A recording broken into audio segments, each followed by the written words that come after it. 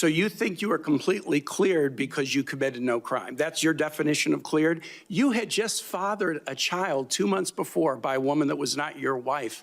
Senator, her child's name is Gwendolyn Hope Hegseth, and she's a child of God, and she's 7 years old. And she was, and you, Senator, I was falsely accused in October of 2017. It was fully investigated, and I was completely cleared. I don't think completely cleared is accurate. The American people need a SecDef who's ready to lead on day one. You are not that person. Your position is torture's okay. Well, it was to be expected. The Dems on the attack yesterday at the confirmation hearing for Trump Defense Secretary Pete Hegseth. Good morning and welcome to the second hour of First Edition only on Newsmax 2. I'm John Burnett. I'm Krisha Lenzo. It's Wednesday, January 15th. That's right, John. Hegseth having to defend himself at every level. Even the fact that they brought up his younger daughter was particularly a low blow. He retorted. His response was great. She's a child of God. The Democrats always like to seem like they're taking the moral high ground, which is so ironic because, again, those in glass houses should not throw stones. Many of them have committed similar offenses or aligned themselves. Again, Pete Hegseth, he cleared his name. So there's something to be said about Well, talking about throwing stones, let's bring in our two guests because Yes. sometimes they throw stones at each other. They do. Our political panel today will be comprised of Melanie Collette. She's the former vice chairwoman for the New Jersey Federation of Republican Women. She also is the host of Money Talk with Melanie. Also joining us is Theron Bond. She's a Democratic strategist. Don't hold it against her, folks. She's actually nice. Welcome to First Edition. We'll hold it against you after the fact, Theron, once we hear what you have to say. But right now, we're all good. Just kidding. But just going back to the hearings, Melanie, I'll start with you. Pete Hegseth getting grilled from every Democrat looking to stop his nomination for defense secretary from moving forward, basically. And he really held his composure, though, saying this about his critics. All they were out to do, Mr. Chairman, was to destroy me. And why do they want to destroy me? Because I'm a change agent and a threat to them, because Donald Trump was willing to choose me, to empower me, to bring the Defense Department back to what it really should be, which is warfighting. Melanie, how do you think Pete Hegseth did yesterday? I think he did an amazing job. The level of composure that man has. I mean, I listened to it while I was working yesterday, while it was streaming, and there were times during that hearing that I turned to a different station or listened to an audiobook because it was just so very nasty, particularly when they brought up his daughter, when they brought up his marriage, and the level of hypocrisy going on in that room was really disgusting. But I thought bringing up his daughter in particular and putting that business out there in the street when half that room probably has kids out of wedlock and kids from mistresses or whatever the case.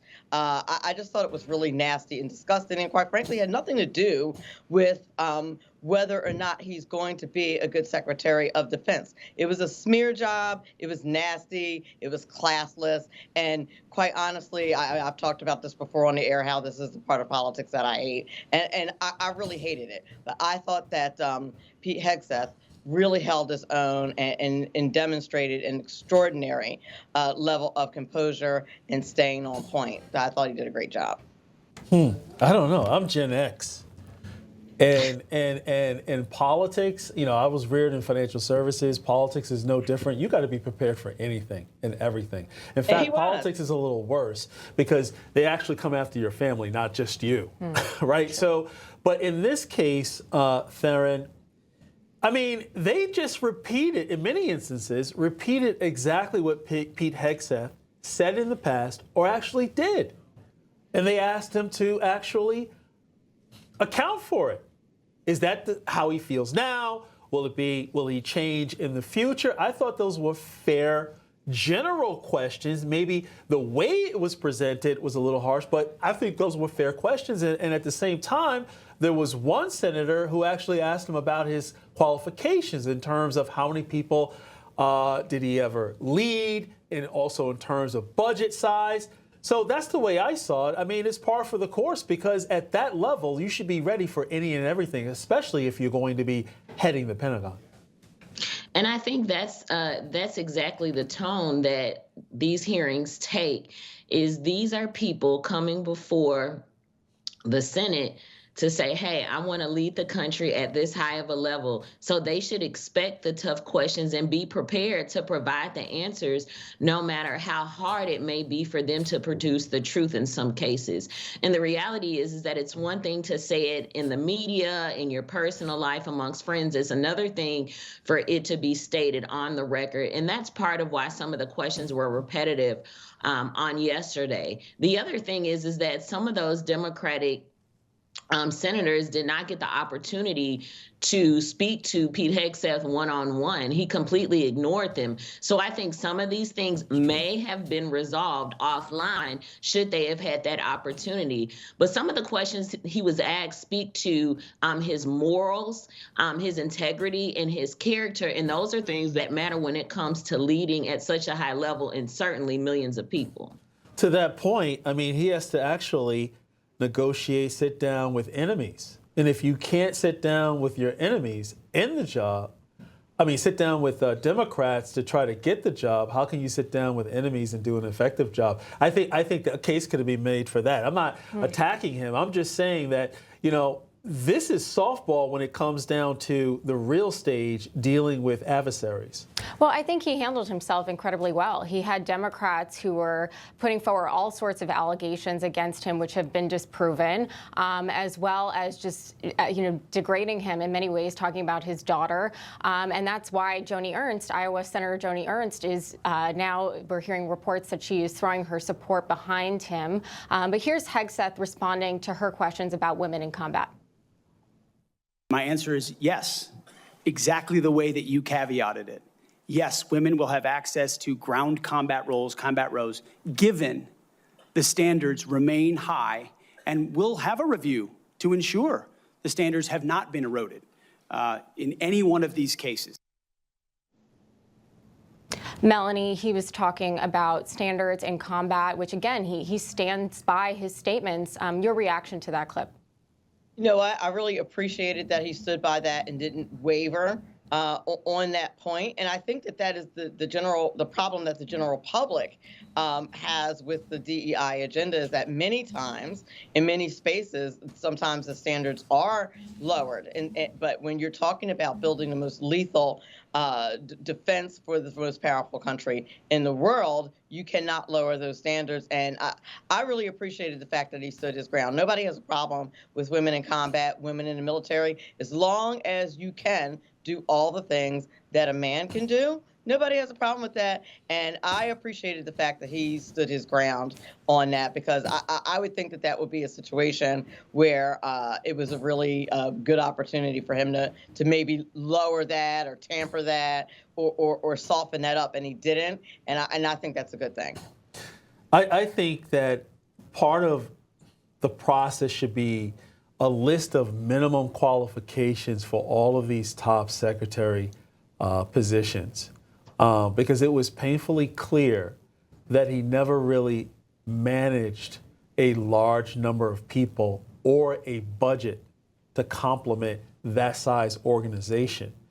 So I think those questions are very fair. Because sometimes speaking about DEI or affirmative action or any other program, many people say, well, that person is not qualified given their past leadership. The same case could be made for Pete Hegseth. So let's move on. Marco Rubio and Pam Bondi are up next. Do you see the lawmakers grilling them as hard as they did Hegseth? What say you, Theron? I think Marco Rubio is probably going to be the easiest confirmation out of them all, to be honest. I think Pam Bondi is going to run into a bit of a problem. I don't think it's going to be as hard or as long as the confirmation hearings for Hegseth. But she's got a few bumps to clear. But I definitely think Marco Rubio is going to be the easiest, and that's because whether or not people agree with him 100%, he's got somewhat of a more proven record than some of the other folks who are vying for appointments. And people can attest to that and admit to that, whether or not they agree with the rest of his politics. So turning to local politics, we have a lot to get through this morning, Melanie. New York Governor Kathy Hochul drawing a line in the sand, saying the chaos has got to stop. She's proposing a police officer on every subway in the overnight hours. She also released her State of the State report yesterday, which again just outlines her priorities. And it was clear that she still has many of the policies before that she wants to be focused on, not pertaining to security, but in this case, she is now focused on it, maybe because she's come under scrutiny. What say you? That's exactly why. All of a sudden, what a fabulous idea. What a novel idea. So crazy. Why don't we put a cop? Like, really? People have been saying that to her for basically her entire tenure. And I think now that she's getting slammed for it and she's running for re-election, all of a sudden she's having all these bright ideas about having extra security on the subway. I haven't taken the subway in years for that very reason, because they've become so unsafe, and there are many people like that. Plus, she's got that new congestion tax that she has on the working people of New York City, and I'm sure that she probably wants it to be a little bit easier and a little bit safer so that people can actually take the subway, since they're going to be paying a premium to get into Manhattan thanks to that other terrible policy that she has. So I'm not surprised. You know, politicians evolve this way, especially when they start getting dragged to the press, and it's an election year. Go figure. You know, I feel like I'm in a bad relationship with Democrats, Theron. Democrats are just not listening. Then when they finally listen, they act like it's their idea in terms of what I've been telling them for the past year. So the thing is, but let's actually talk about the lack of leadership in California with regard to its residents that are so fed up about the mismanagement before and during the Los Angeles fires. They're looking to knock the governor, in terms of Gavin Newsom, out of office with this recall. And we know that they got enough petitioners to sign, and they had a recall that fell a little bit short. Do you think they'll have enough petitioners as well as the vote in favor of the recall to appoint someone else? I think people have to be very, very careful when they ask for a recall, because when it's not your party and people are asking for a recall, everyone's for it. But those tables can turn very easily and very quickly. And the reality is that people voted for Gavin Newsom. We may not agree with it in the same way people voted for President-elect Trump. You may not agree with it, but that's the person in leadership. So you have to figure out how to work with them, work without them, or work around them. And that's what people need to figure out how to do. Now, here's the thing. Governor Gavin Newsom is not the only elected leader in the area. You have Mayor Karen Bass, obviously. You have the mayor of Malibu. You have the mayor of Pasadena. Get rid of them all. You have town county supervisor.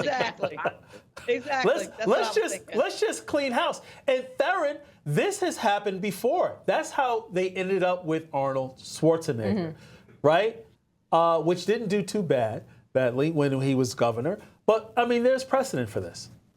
California has very unique politics, one, because of the size of the state, two, because there are so many areas that are unincorporated, which is where you get into the town county supervisors like Altadena, and Republican Catherine Barger is the chair of that board. And then you also have so many municipalities. West Hollywood has a mayor, Hollywood has a mayor, Los Angeles, like every place has their own representation. So when we look to people to hold responsible, we've got to look all the way up and down the chain. It's not just one person. There's literally a laundry list of people responsible for this. And if people aren't doing their job, yes, you hold them accountable, and no, you do not reelect them. You find better, and you find better leadership and better representation. But for now, he's elected, so you got to figure out how to deal the same way we got to deal with President-elect Trump for those who didn't vote for him. Again, I feel like I'm in a bad relationship. Unbelievable. But we got to leave it there. But I have to end on this note. It's a rhetorical question for you, Theron. What's up with your girl, Michelle Obama? She didn't show up to honor President Jimmy Carter, and now she's not showing up to the inauguration. Well, check on your girl. We got to leave it there, but check on your girl. You Democrats need to get in order. Melanie, Collette, Theron Bond, thank you so much for joining First Edition. Thank you.